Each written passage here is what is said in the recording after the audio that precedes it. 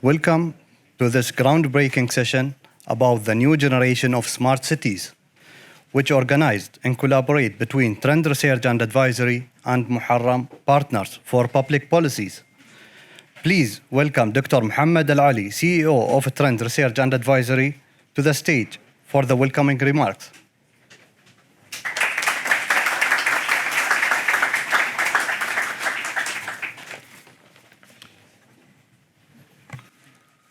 السلام عليكم.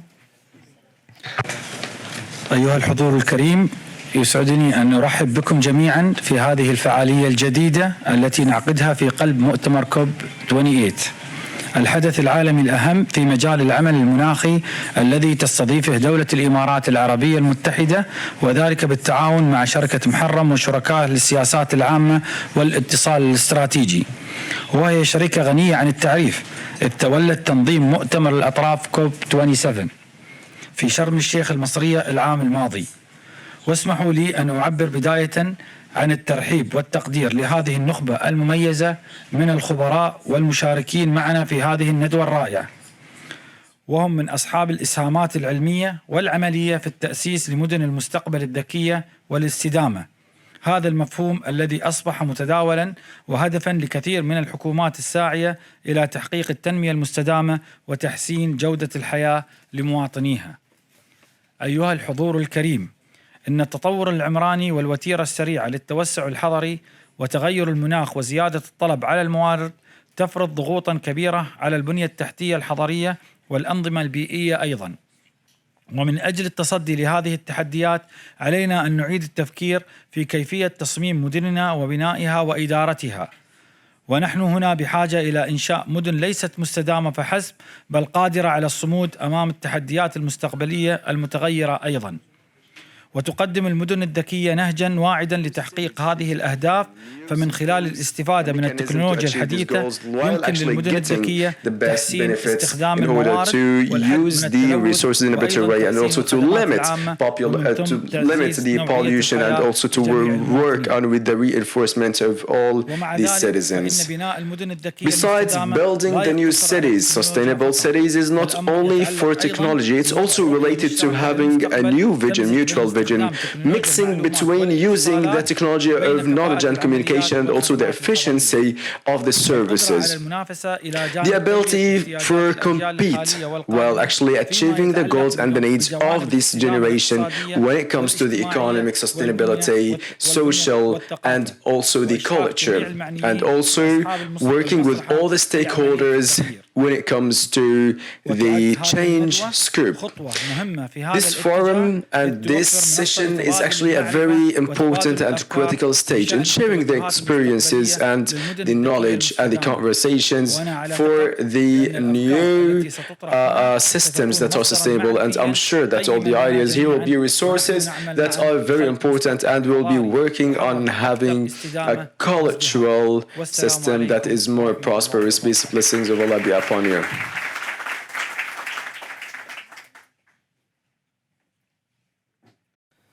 Thank you, Dr. Muhammad Al Ali, for this wonderful speech. Now, let's start our journey with Mr. Sultan Majid, Head of Global Department, Head of Barometer Department, to moderate this session. Thank you.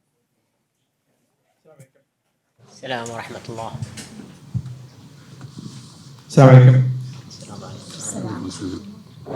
Thank you, Brother Ali. Thank you, the Chairman, Dr. Muhammad, for this insightful speech. And before we start our journey, I'd like just to give a small introduction about what is smart cities, and I'm more than sure our distinguished speakers will enlighten us about that. Smart cities fusion of urban living is cutting down technology and reshaping of the way community function, but without any transformative journey, challenges come appears, like financial crisis, to the concern over the data security and the privacy, and the consideration to mark this complex landscape. Our focus today turns to Finland, a beacon on the realm of the smart urban development. We are honored to have an exceptional guest, His Excellency Mr. Jan Pelevrio, co-founder, if you know this, former mayor of Helsinki and former Minister of Economy and Housing of Finland, and former Vice President at the European Investment Bank. He will be unveiling Finland's experience as compelling case study in the domain of smart cities. Without any further ado, let us dive into enriching exploration. Over to you, Mr. Bulibrio, through our screens. Thank you.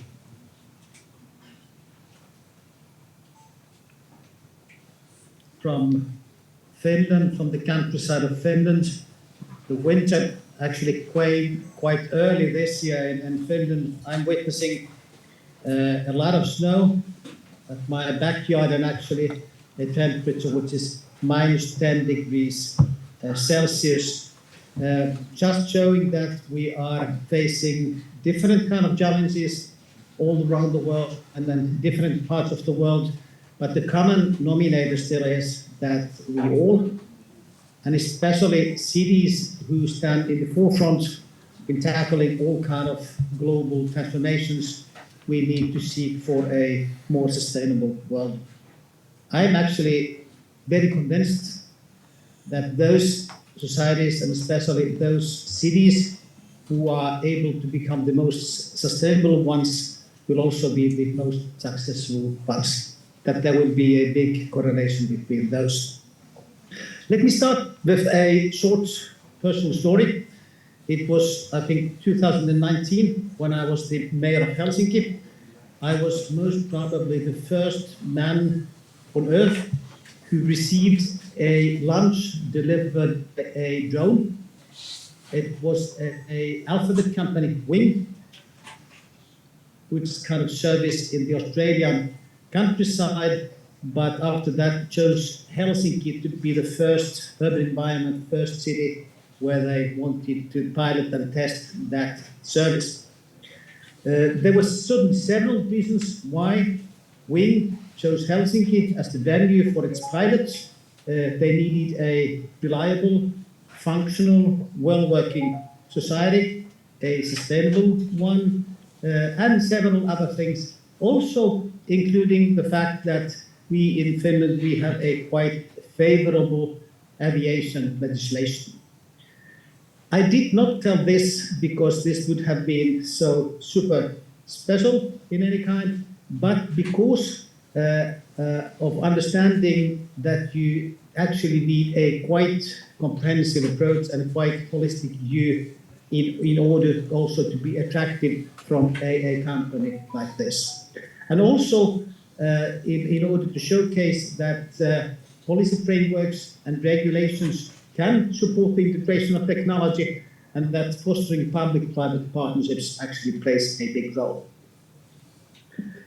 Jumping into the topic of today, sustainable smart cities. Of course, you can define it in many ways. I made some research, and I find a quite good one from the United Nations Economic Commission for Europe.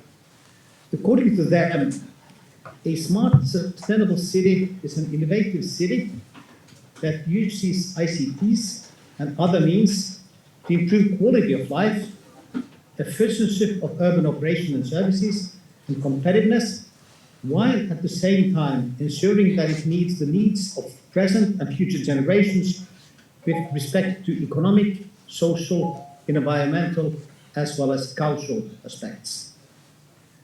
What is here worth underlying is that this people-smart, sustainable city concept advocates actually a broader understanding of smartness in city development as a set of capabilities enhancing conditions directed at sustainability and focused on generating a harmonious society and improving quality of life. I'm sure that no city yet exists where all urban systems and services are connected. Many cities, however, are already on the path to becoming smart and sustainable. A smart and sustainable city has, of course, several different kind of characteristics. I'd only like to underline two of them.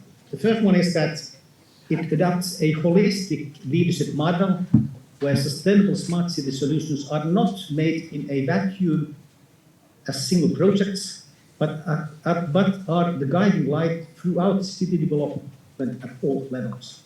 And secondly, also linked to that one, that it recognizes technology and digitalization as a tool, but only as a tool. The real value lies in how this technology is used rather than simply how much technology is available. Coming to Finland and Helsinki. Finland is a quite young nation and used to be quite poor. From the very beginning, we understood that our people is actually our only natural resource. Taking into account that we have also a really cold climate, and we don't have any real old natural resources except our people, energy efficiency, and all kinds of sustainability related issues have played a big role in Finland and Helsinki already for decades. That has meant, for example, that the city has invested in a systemic approach to smart and sustainability. Instead of individual projects, the city has adopted a holistic view on development and created a culture of innovation and testing. Let me share you with some short success stories, key lessons learned, and best practices from Helsinki. The first one is that I think that everything needs to be based on a clear strategy. In 2017, when I took office, Helsinki created a strategy that's guiding light was making Helsinki not the most sustainable or most resilient or most smart city in the world, but the most functional city in the world. What we tried to tell with this was that we have focused on creating services that makes people's lives easier and better. It was a principle and mindset which was ruling and guiding everything the city administration was doing. The beauty of the strategy becoming the most functional city in the world was also that it was resonating on all levels. So I think that the big picture needs to be started with a strategy, overall strategy, which resonates on all levels. Secondly, we could have also a special program for becoming carbon neutral. We could have a goal to become carbon neutral by 2035.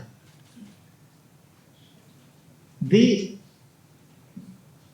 program was based on a clear measurement where our emissions came from.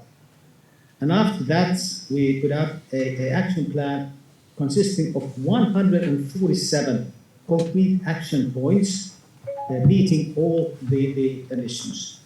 So we needed a clear measurement where our emissions came from in order to be able to tackle that. And then we could have a program where we had actions regarding all the emissions from different kind of sources which we had. So over 140 concrete actions, and the practical implementation of the procedures may vary as conditions change and knowledge increases and technology develops, but we can only replace one of the tools and measurements if we have a better one in mind. In short, the carbon neutral Helsinki model is a combination of holistic view translated into a canvas of practical steps developed together with the whole ecosystem. Underlining that you need to have a comprehensive approach, a holistic view, understanding clearly where your emissions come, understanding that you can't forget any of them, you need to tackle all of them, you need to use the technology which you have at your disposal in each and every time. You can replace the implementation targets only if you get better ones in mind. A second one which underlines the importance of innovation. As I've told you several times, Helsinki, what is a quite cold climate. Even if we have been able to reduce emissions already by more than 40% per capita since 1990, we still have quite a lot of them remaining. In Helsinki, our biggest challenge is heating the buildings. More than 50% of our carbon dioxide emissions originate from the production of energy used for heating. And in this heating, more than 50% is because of using coal. Due to the cold climate, heat demand is strongly correlated to weather, and the capacity needed to produce heat on cold winter days is substantial. I know that you have actually in the Gulf region the same issue regarding cooling. However, the volume variation and the location of the heat demand means that it has been challenging to find a replacement for fossil fuels. And once again, I think the situation is the same. In my case, in Helsinki, my people, my energy company, my civil servants told me that the only potential solution would be to replace coal with biomass. I was not pleased with that one. I did not believe that biomass would be a sustainable solution for the future. That's why I launched a €1 million Helsinki Energy Challenge in 2018 to develop new innovations to address this issue. The challenge invited solution and technology developers globally to propose game-changing solutions that can change the heating system in the future. So the whole world to help me to solve the issue of the Helsinki heating system. The competition showed that the heating system of the future is made up of several partial solutions and actors. A system of this kind challenges the traditional approach. In the future model, there are many actors, and the integration of interest requires deliberation of the boards and operating models. We learned a lot. We saved not 1 million, not 10 million, tens of millions, but hundreds of millions in inviting the rest of the world to help us. A third and last example, which I would like to give you, which shows that actually solutions in today's world which can make a system-level impact are quite simple. In Finland, more or less all children join kindergartens, a kindergarten 1 year before they start their primary education. Now, today, Helsinki offers parents of children who will be starting this pre-primary education a spot at an early childhood education facility that they can accept with a simple text message. And actually more than 90% of the parents do so. So no more forms to fill out as to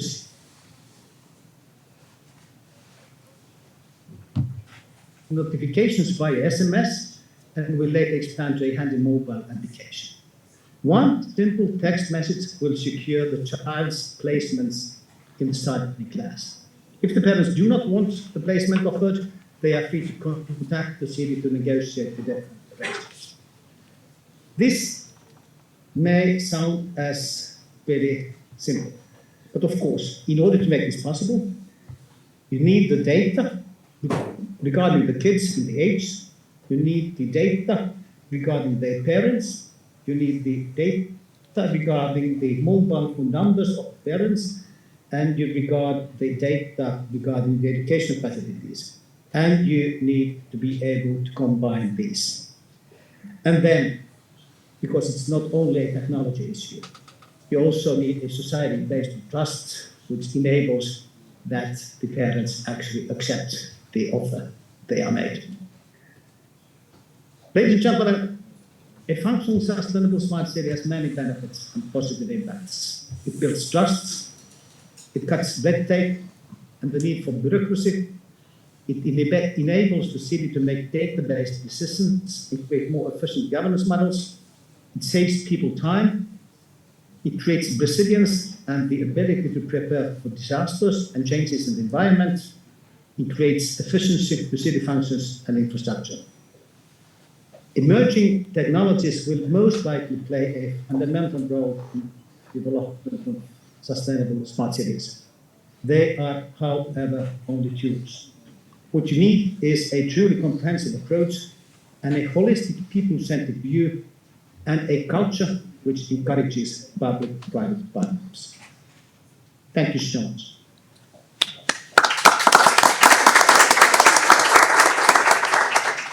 Thank you very much, Your Excellency. I'm more than sure that the audience would have to have plenty of a question about that model.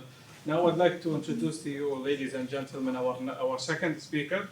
He's Professor Sharif Diwani. He's the co-founder and managing director of MGM, Climate Business Developer, bringing a wealth of experience from his role as the former senior director for the Middle East and North Africa division at the World Economic Forum. Today, Professor Diwani, he will shed light on a crucial aspect, and he will enlighten us about how smart cities are different from the traditional cities, and what sets them apart, and how does this difference impact our life on the future of urban living. The floor is yours, Professor. Thank you so much. Pleasure to be with you. I wish I was in Dubai because I have a very special connection to Dubai that goes all the way back to 1973 when I first came to the United Arab Emirates. And I have seen Dubai become an incredibly impressive city. And as you mentioned, being the head of the Middle East, the World Economic Forum, I visited Dubai quite a few times. And I saw in the last 10 years how smarter a city it has become. So I'm very pleased to be on this panel with you and try to contribute to the process of thinking of how we can become smarter and more prepared for the future. I have 2 points in the interest of time. One has a relation to the definition of what is. I think it is not the ultimate goal in itself. It's actually meant to become a city that thinks for itself, that is able. That's the main purpose of being smart as a city. And as Dr. Muhammad Abdullah Ali mentioned in his opening remarks, I think one of the most important features of becoming smart is participation from the citizens, understand the vision of the people living in the city, of what they dream about. And when I think of that, I know that in Janeiro, the city there had developed an application that actually allows the citizens to go on the app and see their city in 3D modeled on the app.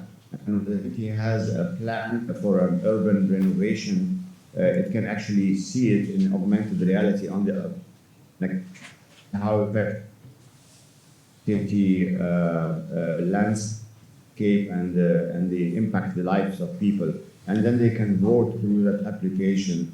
So it's basically a very interactive to members or citizens rather to interact with the administration of the city or the municipality in shaping the future of how the city becomes smart. And you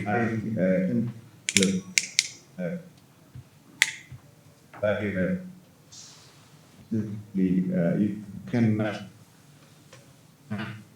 Professor, could you please repeat that live, point? so we can think of an application that has continued.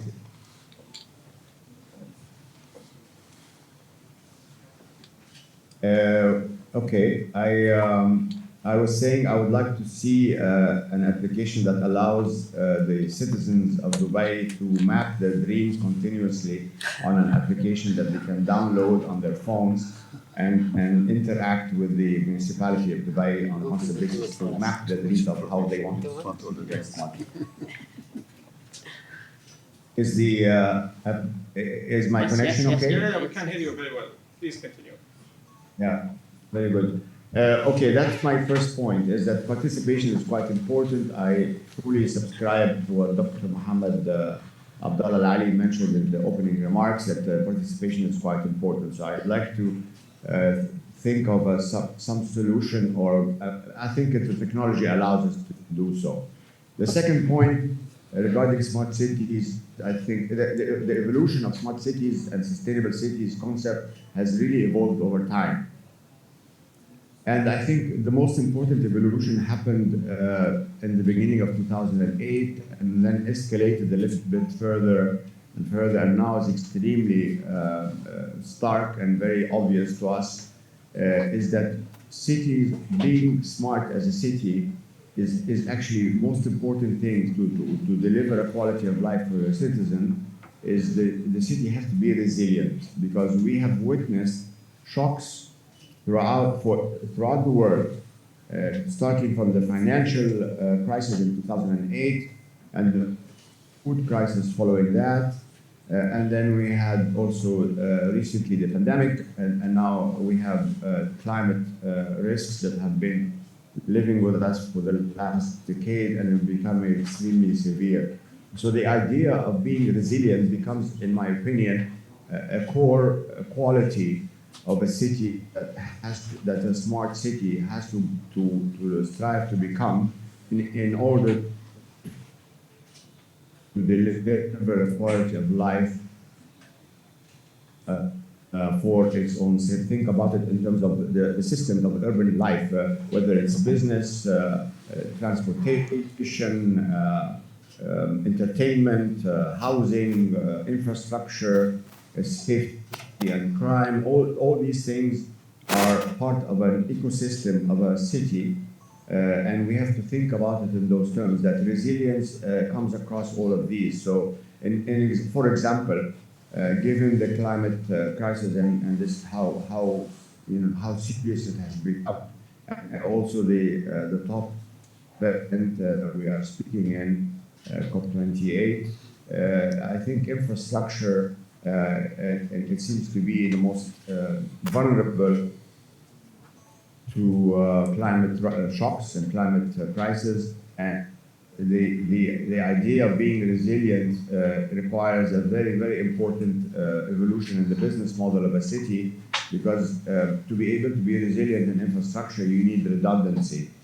And redundancy in infrastructure is the only way to survive a crisis in climate situation. And that is obviously not a very easy thing to do, because it's expensive to have redundancy. So, when able to achieve that, we need to rely on technology. I think the key thing in resolving this issue of resilience is to use technology that is predictive. We are lucky that the evolution of technology has reached a point that allows us to predict what can happen in a city in the months to come, in the next quarter, and even in a year ahead. All it takes is to be able to connect the city and have devices that are connected, collect the data, are able to simulate or to do data analytics using artificial intelligence. It will allow us to do this predictive management of the city systems and be able to any shocks if they happen. Hopefully they don't, but if they happen, we should be ready for them. And last point in being resilient is obviously an administration. The municipality, their people and their urban planning practices and city management practices to be centered around the core idea of being resilient and to use technology to work with always with a foresight, so to be able to be prepared for the future, not to manage a city on a day-to-day basis and so on. So the two things that are related together are extremely is to rely on technology to be able to be predictive, to allow us to be resilient, and then we deliver a sustainable quality of life for the citizens in the city. I'm looking forward to the contribution of the other panelists, especially those with technology background. I am very keen to see what Google has to say about the solutions that they have developed around the world. I know they have done impressive things. We've heard Mr. Vavavuri about what they have done for Helsinki. So very keen to see what we can do with Google in the United Arab Emirates and Dubai. Thank you for having me. Thank you, Professor. Thank you. I'm quite sure that, mashallah, your journey started from 1973. Most of us were not born yet. Yeah, well, I am old. Yeah. You're wise.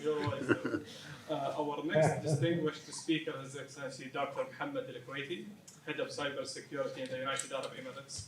He stands as a prominent figure in the field of cybersecurity, spearheading initiative in data management and security. Your Excellency, we are keen anticipating your insight on the UAE position in the realm of smart cities. How does the nation navigate in this evolving trend? Bismillah ar-Rahman ar-Rahim. Assalamu alaikum wa rahmatullahi wa barakatuh. Thank you very much, Trends. Thank you very much, Dr. Muhammad. Thank you very much for the team. Thank you very much for the colleagues who participated online in that perspective and really brought a wisdom of words of how to definitely align and work on such sustainability and smart cities. Today, definitely, as mentioned by first speaker, our colleague, that everybody in the path of smart cities.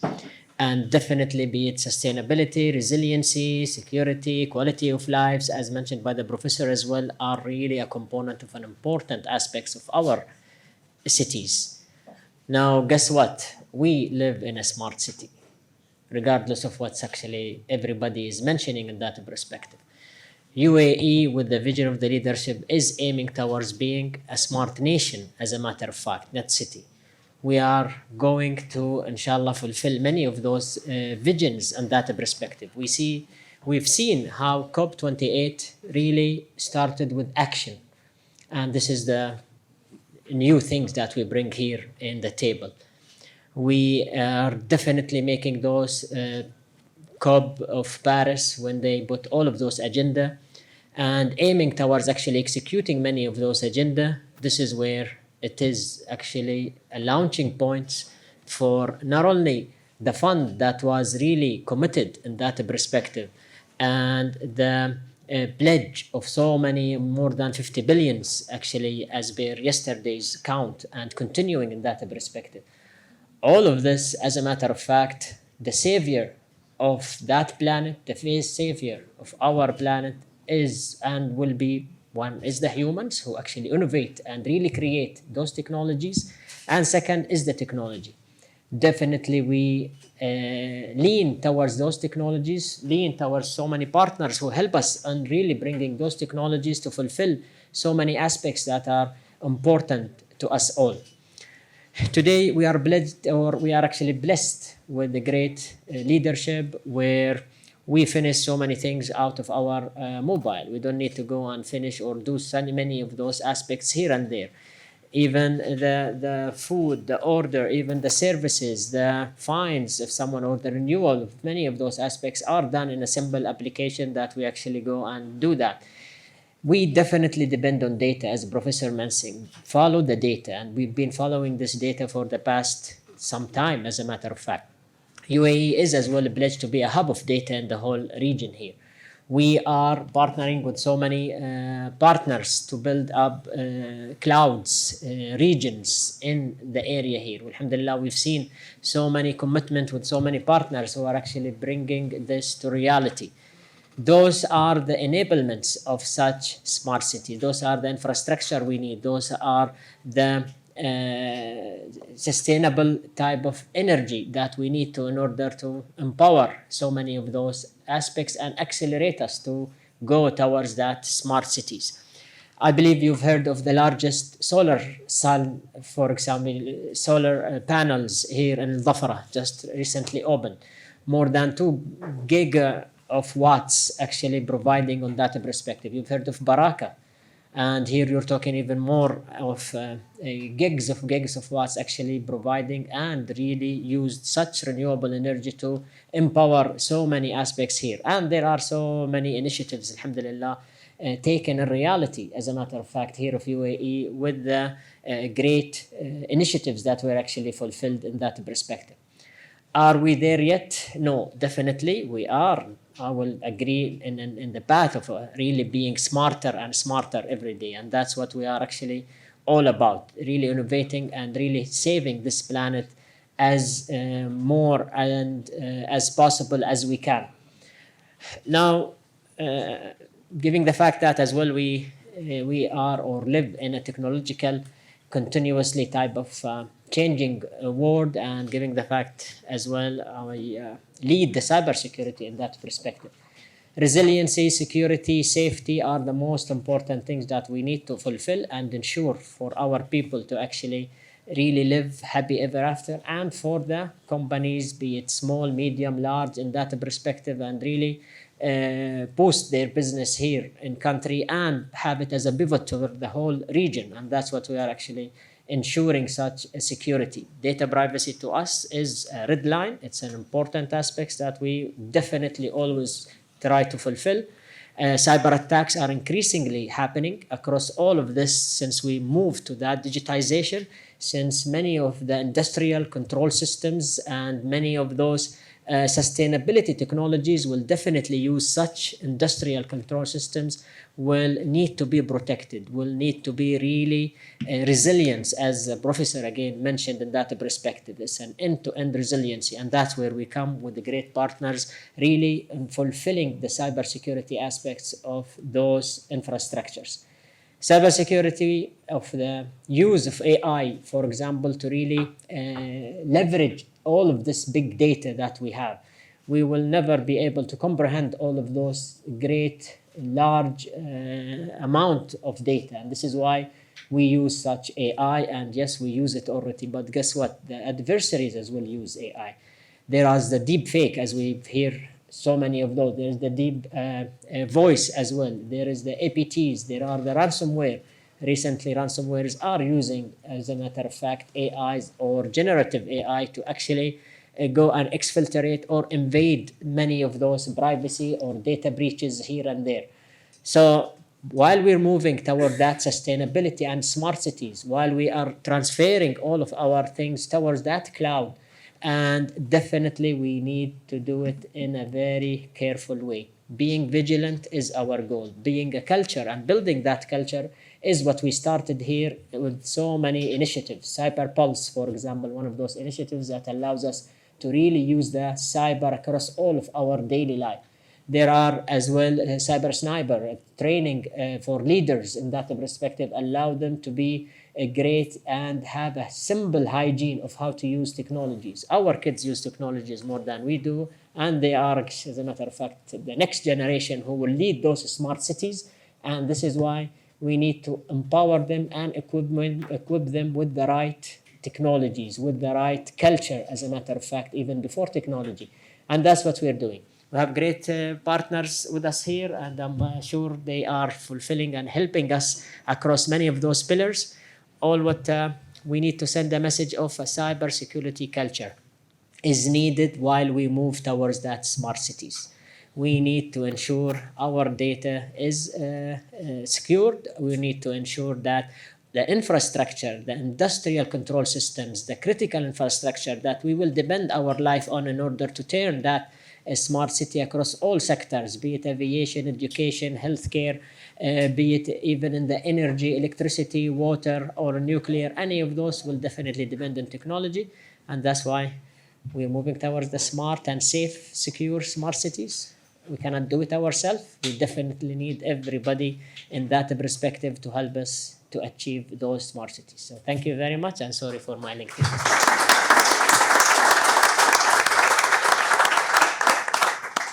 This is quite brilliant, because my question actually is about how to involve the society. But mashallah, I've already answered the question. No, I'm sure they will add great values. I'm sure they will. Yes. Our next distinguished guest is Mr. Salim Edi, Director of Government Affairs and Public Policy at the Google Cloud, the Middle East and North Africa. He's here to share his insights about how smart cities will look like in the future, and what is his input about that regard. Thank you, Dr. Sultan, and thank you, Dr. Muhammad, and everyone. The contribution of everyone is really highly appreciated. It's very hard to follow on because most of the things have been said. I just want to probably focus on 3 points. The first point is the impact that cities have on planet Earth. And the second one is the challenges that this actually brings to us. And the third, an attempt to give some solutions. Dr. Sharif, I'm not sure we're going to have a dream machine, but we will try to give something that actually protects people and develops this culture of resilience and culture of vigilance that Dr. El-Kuwaiti just mentioned. So when we talk about the impact of cities, we all know you've heard it, but it's good to repeat numbers, because when you have numbers, you really understand the scale of what we're about to tackle. 50% of the world population lives in cities today. This is going to increase to 70% by year 2050. 80% of the GDP, gross domestic product, actually comes from cities. Unfortunately, with this comes 70% of the carbon footprint. So there are challenges. Now, if we want to achieve what Dr. Jan mentioned, which is the holistic approach and connecting all the stakeholders in the city, and I'd have to repeat this, the public sector, the private sector, and the people sector, the people sector being the academicians and the people, individuals who like walk the street and have a mobile and access technology. If you want to connect everybody, we will have what we commonly call big data. And that big data will have challenges of its own. So that's the magnitude of what we're looking at. Now, the challenge, and I would like to focus really on the resilience part of the challenge, because what happens when you have this large data touching everyone, every enterprise, every home, every individual, and all collected, and I'm going to use a technical term in cybersecurity, the attack surface becomes much bigger, meaning that the malicious actors who are equipped with the latest technologies have much more to hunt and fish around for. And this is a real challenge. And no human can actually handle this volume of data. What you need is of course, AI and a very, very sturdy infrastructure. So this is the real challenge. And to answer this in terms of a solution on how to go about this, first and foremost, you have to invest in your physical infrastructure. And it comes to mind something that Dr. El-Kuwaiti just mentioned, the cloud. The cloud is what we call in our business an immune system, meaning it's a system where it's a safe haven. Why is that? I'll give you an example. At Google, we're cloud native. All the products that you use, such as search, YouTube, Maps, Gmail, they're all cloud native.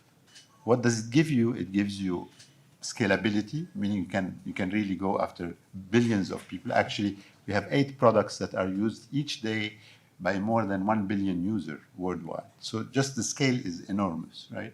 Which is, which tells you that cloud can handle the volume of data of smart cities. So that's very important. The other thing is security. So we pride ourselves that on our platform, the Google Cloud platform, it's one of the least hacked. I don't want to give a challenge here to the bad actors, but this is what it is. And this is important, which means over the last 20 years we developed organically our defense systems, right? Where AI is also embedded. Organically is the word autonomic comes to mind. You know what autonomic is? Is like, let's say autonomic means like it's intelligent and responds automatically. Like if you take a jog around the block, you're gonna start sweating and your heartbeat. This is autonomic response to your running, right? So these products respond to attacks and threats instantly. I would like to say that the attacks and threat really number one, data tells you that number one attacked entities are government entities by far. Number two are telcos. Number three are what you mentioned as critical national infrastructure, the energy and other utilities. Number four, you wouldn't think it's number four, it's the financial sector and then the health sector and then people like you and I and everyone. So governments really are really at risk. And it's the role of government is extremely important. I'll get back to that because this is critical to make anything happen. Who are the bad actors? And this is something that we don't like to talk a lot about it, but mostly these are governments. Governments, which means there are 3 or 4 governments. I'm sure you can name them easily as being the sort of actors that do make these attacks. But they have a lot of resources and they have a lot of means to actually develop and adapt to whatever defense you have. So it is quite a challenge to be able to have this answer. So the infrastructure cloud is important. I'll give you an example or 2 quick examples. The Ukraine war. When the Ukraine started, cyber attacks 1 year before were, by the attacking party, they targeted cyber sites 1 year before, right? And they could not operate had we not lifted all their applications and put them on the cloud. So the cloud is really. I'm using this because it's a powerful example. When you are in time of war, it's difficulties, and when difficulties, the real metal of solutions actually gets tested. Another example, which is simple, maybe 15, like 911, right? When you call 911, and certain countries, because I cover also Latin America, which is from Mexico all the way to Argentina.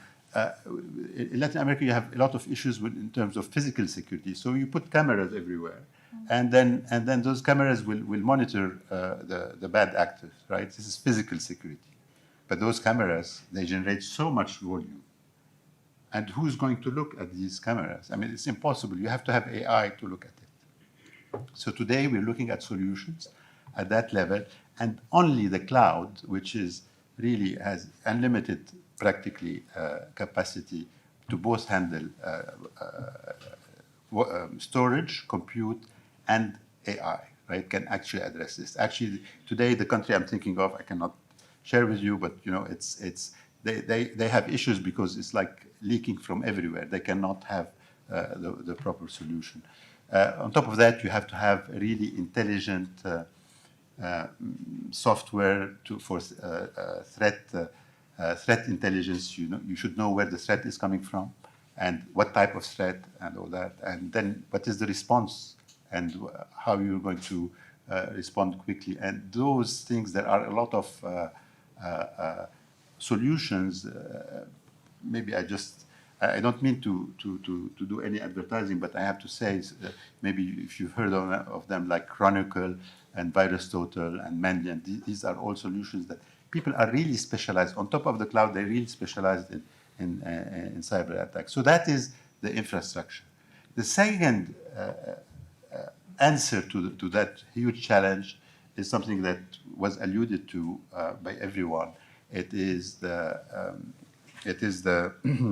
the human capital.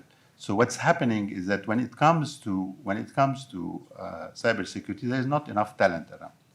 So there is another war. It's a war on for talent, okay, acquisition of talent, nurturing of talent, and actually retaining of talent. Okay, so it happens at schools, at universities, professionally. You bring in people, and because who can understand those kind of things that are actually happening? You need the professionals. And with the human capital, you really have to mobilize everybody. Okay, we'll talk about it. But just give you an example. If the UAE, and the UAE has gone a long way, were to have the right, the UAE is a great example. It's home for me and for many people, and it's 10 million. So when you have 10 million, you can make really statistics that are easy. So if you were to have cybersecurity experts, right, you would need to protect the nation, right? You mentioned it's a smart and resilient nation, the UAE, right? So if you want to protect the nation, you start by protecting the most attacked, which is the government ministries, government agencies. Then you have to look at the critical national infrastructure, at the private sector and the people sector. So you need a central let's say, anywhere from 100 to 500. I'm being very, just to help at the top level. Then in every ministry, you need people, and in every agency, and in every bank, and in every hospital, people who understand how to defend themselves. So you're going to end up anywhere from 25,000 to 50,000 highly knowledgeable workers, okay, in this field. So this is another source of wealth and know-how. Okay, the third thing, so physical infrastructure and then human capital is very important. The third thing, and I'm going to be brief here to try to, is actually the role of government. The role of government is extremely important, and I think His Excellency Jan Vapafori spoke a lot about it, but it's in the policies. The policies are very important. You will attract foreign direct investment, you'll attract data if you have the right policies. Okay? And the policies today have to be smart policies. What does it mean? It means it has to be built on consensus. Consensus of who? Consensus of the public sector, the private sector, and the people sector. What's the issue? I'm not talking about the UAE here, I'm talking in general, right? Because UAE is an outlier in a way. The problem is that, the private sector is viewed as profit hungry. They don't care about the environment. All they want is they don't care about security. All they want is to make money. Viewed by the two others, right? The people sector, the academic, and the people are, it's like theory, and they're not in touch with reality. And then the public sector, and I think there is again not the UAE. They say, okay, you're using a 20th century mentality with 19th century processes to address 21st century challenges. So there is what we call a trust deficit between the three. And who can solve it? The person that can solve it, or the idea that can solve it, and Dr. Muhammad Al-Ali mentioned this very clearly, you need to have a vision, meaning an alignment of, and who can do that? It has to be government-led. Only the government can actually has the power but must have the vision and the wisdom actually to create this alignment between the three, so that you can enact smart policies. One myth needs to be debunked about privacy. Privacy has nothing to do with the location of the data, because it's important to talk about that. It's really what really matters is the security that you have around it. Ukraine is the case as an example. Other countries that had natural disasters actually would say the same, that the location of data in country is not necessarily the best way to go around it. Okay, so and the third thing, which is really a challenge, is that I have breaking news. Breaking news. Innovation will not slow down. Innovation will continue, and AI today is the talk of the town. And if you talk about generative AI, yes, this is great, and it is true, because in cyber security, this is really the key to the solution. I'd like to say just a couple of words on this one. You have two different kinds of generative AI. The one that is for people. I attended the wedding in the family, and the bride was from Russia. The groom was from Lebanon. I'm originally from Lebanon. And the mother of the bride stood and she said a beautiful poem in Russian to the whole audience, and most of the audience was Lebanese. Nobody understood, right? But somebody came very quickly and the cousin and translated it using Bard. I'm using a Google here, and then it translated. It was beautiful, and you know what? It rhymed. But do you really care if there is a mistake in that? Nobody cares. It was fun. It was entertaining. It was the right thing to do. However, if you're talking about cybersecurity, no, this has to be bold, innovative, and responsible. Meaning, it has to be precise. If your boss asks you for, give me a report on the attacks, where they came from, and what you intend to do about them, there's no way you can do this manually. You have to have the AI tools to actually extract all the information. Do you really want to have a mistake there? It actually affects quality of life. Some people are actually also. The life of some people can be affected. So this is so physical infrastructure, the human capital, and the policy and the government-led policies are critical to be able to address this. I just mentioned an example here we have in the UAE. Dr. Sharif, you were curious to know in Abu Dhabi, what we've done is something called green light. So you have Google Maps. We can really monitor all the cars, the traffic, the mobility, and then we discover patterns, and then we can change the traffic light to reduce traffic, and therefore reduce emissions and all that. Another example I'm really keen on is something we've developed in Saudi Arabia. It's called WISDAYA, Saudi for Digital and AI Authority, for Data and AI Authority. What we've done is with a partner called, they used, again, the Google Maps data, the Google Earth data, okay? And we are able to monitor the various parts of the city and the carbon footprint, okay? Climate Engine is the name of the partner. We always work with partners when it comes to this. Another example far away is in Canada, but it's a company that was actually here. The number of questions that our partner Pika City in this case, the name of the company, actually had to answer numerous, like each building, what kind of footprint it has, how can we reduce the cost, and where can we reduce it, etc., etc., etc. So there are a lot of examples and a lot of, and definitely what His Excellency Yan mentioned, that lunch that was delivered by Wing, right? Wing, as you know, is an Alphabet company, a Google company. I'm really curious to know how much he enjoyed it, and maybe this can happen here very quickly. Thank you very much. Thank you.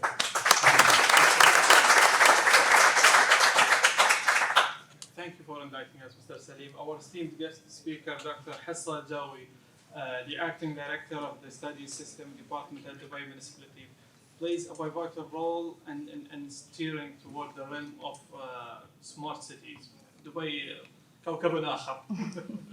And today we have the privilege to hear from how that phase started from A to until this moment. The floor is yours, Doctor. شكرا. Assalamu alaikum وشكرا للحضور. It's my pleasure as well participating in today's panel discussion as well in the COP28. Actually, there is a lot about the government and Dubai Municipality participation in this event, but briefly, I think there is also very few time that I have to discuss this subject today, is that Dubai Municipality integration of, there is a lots of work done, lots of integration of many sustainable practices that to ensure the balance between the urban development and environmental conservation and protection, to foster a healthier and safer environment for the citizens and for the public. So I highlight maybe today more about one of the main pillars and a successful pillar for any sustainable, smart and sustainable city, which is health and safety. Health and safety is a very crucial and important pillar in any sustainable city. Maybe DM worked a lot. If you visit our stand in the green zone for the COP28, we are proudly presenting 17 showcasing projects that were developed with a partnership with many people around the world, and for many focused sustainable projects that you can have all the details there. Beside that and beyond that, beyond the green infrastructure, green spacing, reusable of the energies and the eco-friendly projects, we will introduce today maybe a different concept of a sustainable city, which will focus not only, I mean, beside the green buildings, maybe you heard about the green buildings of Dubai Municipality. We will go beside this, beside the environmental impact, we'll go to human impact, the indirect human impact. Today, we in the government, we focus on the advanced, compiled or overall holistic approach for the green buildings and sustainable buildings. We are now conducting and running many projects that focused and studies as well focused on the quality of the water used as well. That has a direct impact. Water system quality as well as indoor air quality. and for sure with delivering of the technology used. So we have lots of projects that utilizing emerging technologies like IoTs, remote monitoring, which are all under trial phase, so we can be, inshallah, adopted in the next generation of smart cities. This for sure will be supported by the emerging technologies like the IoTs, AI, and smart dashboard that we can even to our people or inspector, no need for a very traditional way of the monitoring and all these. We can set pollutants in the built environment, like in these sustainable buildings. So this is a brief about our initiatives. Maybe we can conclude that maybe very important to highlight today about the legislation and policies, maybe already highlighted by my colleagues, but legislation, because we are government, so the local orders, the recent legislation should be agile enough and resilience that should be compatible with the old criteria for sustainable. So it should support the next generations. Maybe we see today that AI and IoT is enough to monitor these pollutants in the built environment, but maybe the next generation will think differently. Maybe we need to have another kind of softwares, another kind of emerging technology that really give more insight and more powerful and more and better healthcare outcomes for these buildings. So this is a very summary of today's initiative, and keep the floor for this. Thank you for your listening. Well done. Thank you, Dr. Khassa. Now let us turn our attention to our last panelist, Mustafa Muharram, the chairman of the board, director of the Mustafa Muharram Foundation for Public Policy. With his extensive background and profound expertise in the field, I invite Mr. Muhammad to share his ideas and perspective how the smart cities are shaping today's world, and if he has any addition about what has been spoken by the gentleman. Thank you so much. I'm very, very happy to be here. And before I begin, I want to express my sincere gratitude to Dr. Mohammed Al Ali, the CEO of TANS, for, of course, partnering with us on this exciting project. We've actually started this in Sharm el-Sheikh in COP27, and we're very proud as Mohammed partners to partner with such an esteemed institution such as TANS on this exciting session. And we're very happy to see TANS becoming day after day the leading regional think tank actually in the region, working on some of the most pressing policy issues that are important for government and decision makers. So once again, please join me in applauding Dr. Mohammed Al Ali.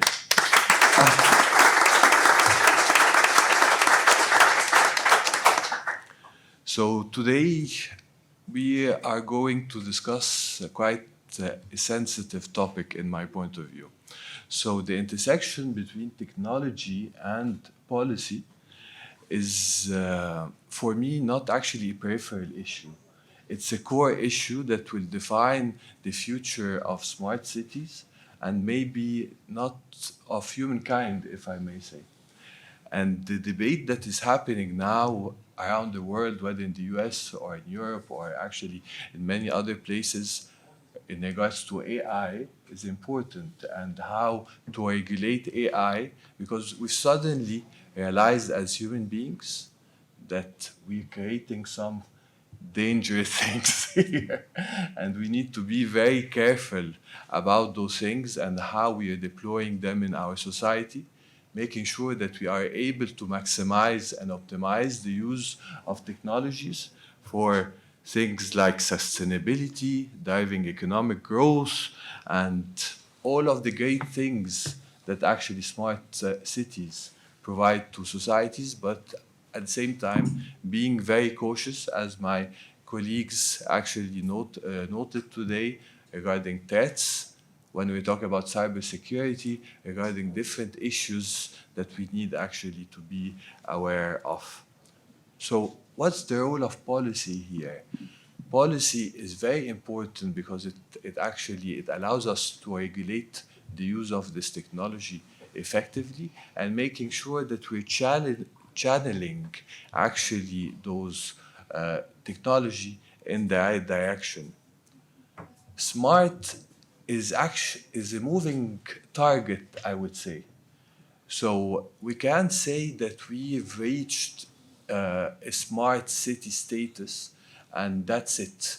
Remaining smart is the harder part of of the equation here, because as Selim, my good friend, has actually noted now, innovation will not stop. What is smart now will not be as smart tomorrow. And we need to be always to have the right infrastructure when it comes to technology, of course, as Dr. Kuwaiti has noted.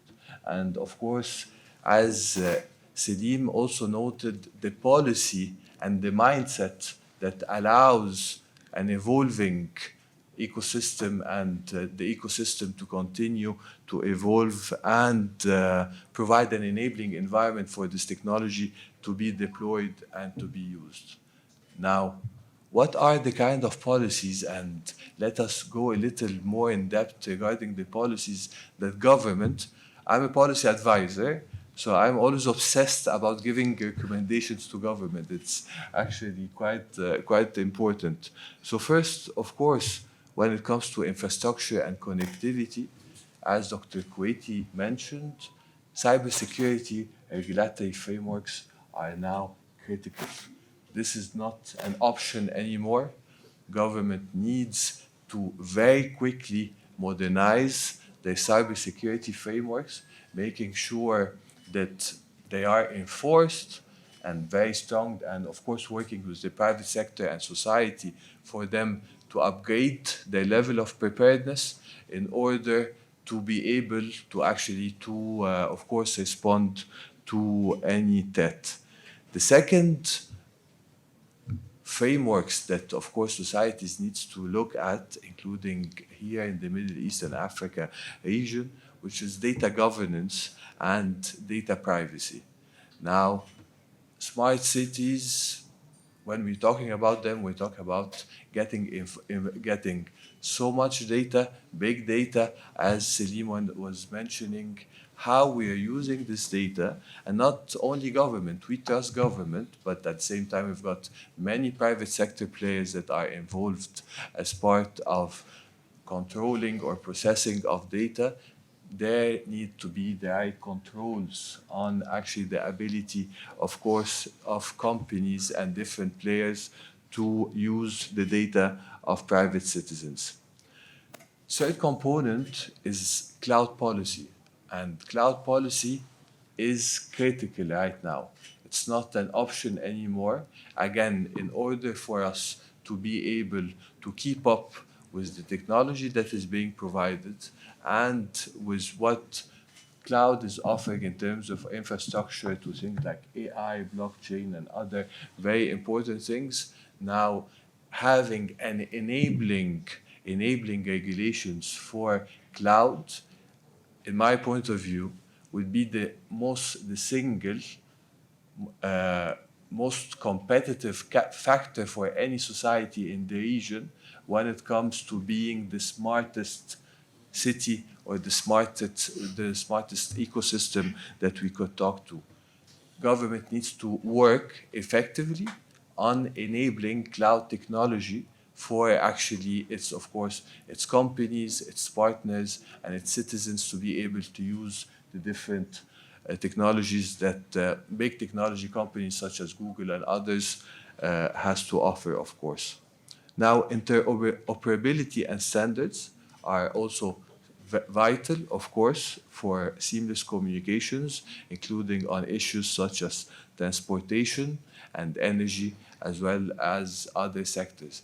Again, we haven't seen yet smart cities in the region, and even I would say in the world. And if there is a region that has a real potential in this, I would say actually it's going to be our region.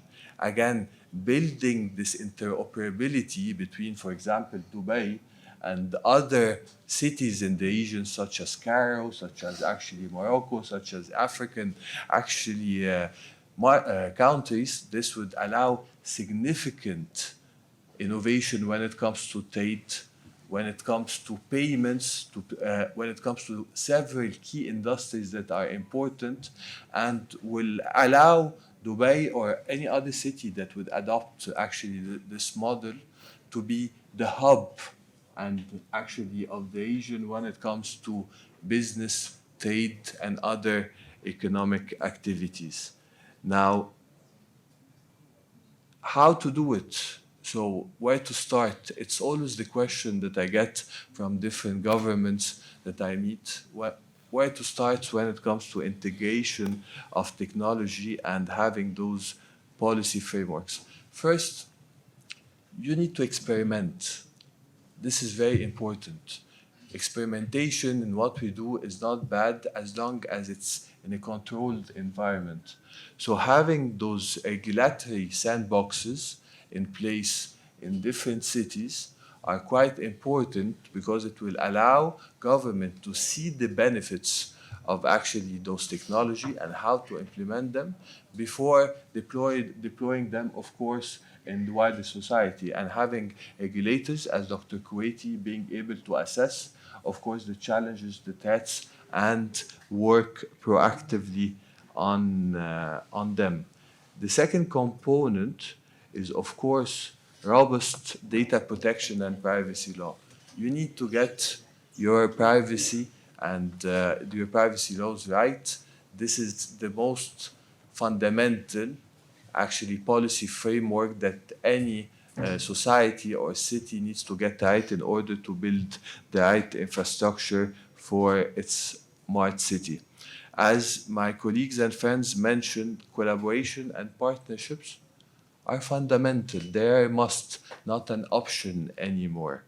Public-private partnerships can be, of course, leveraging, getting academia, getting private sector, getting the government together in conferences where they could deliberate those policies, those different frameworks, and reach a consensus. Consensus is a very important word here, is actually critical to get the right policies for smart cities. Of course, there are many other factors that needs to be taken into consideration, but for the sake of time, to allow actually time for, of course, questions. Again, we need developing smart cities requires comprehensive policy frameworks. We must prioritize infrastructure, data governance, cloud policies, interoperability, sustainability, and collaboration by fostering partnerships between actually and promoting innovation between stakeholders. We can build smart cities that are sustainable, inclusive, and technologically advanced. Thank you very much.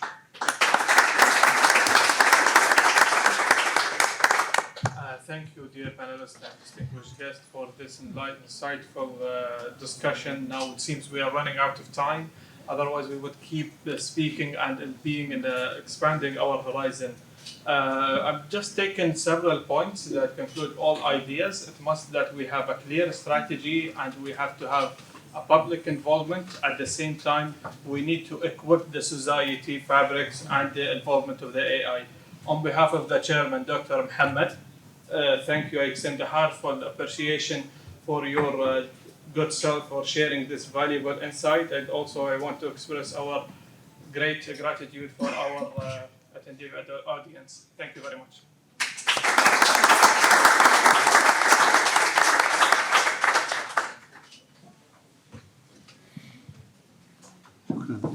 Thank you very much.